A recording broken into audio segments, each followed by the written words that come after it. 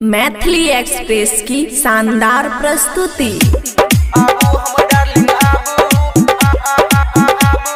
खुशी recording studio बलुआहा।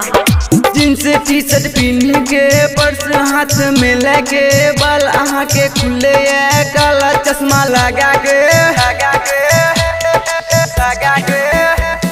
Jeans T shirt पहन के purse हाथ में लेके बाल आहा के खुले काला चश्मा लगा के आहा के देख के मन हमर खूब करे छे।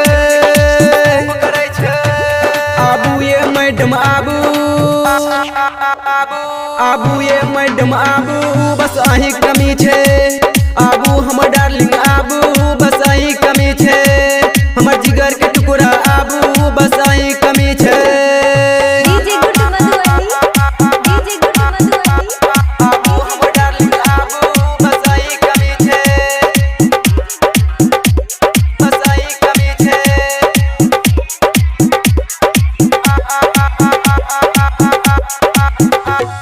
छोटे ड्रेस आहा जब बिना है जे छिए आहा के फिगर देख के हमर सांस जाय छै अटक। सांस जाय छै अटक।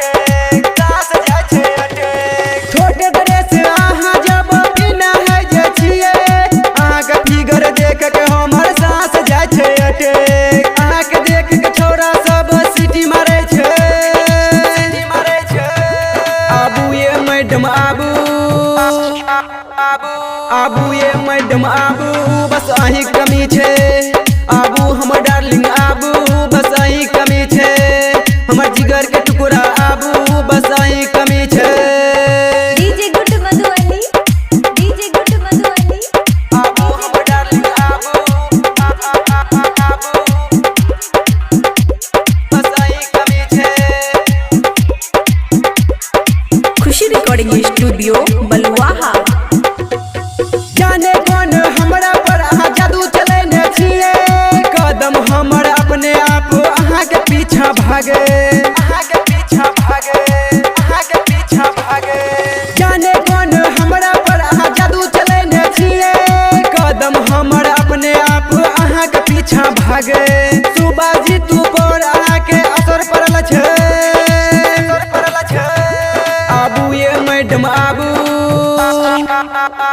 आबू ये मैडम आबू बस आही कमी छे। आबू हमर डार्लिंग आबू बस आही कमी छे।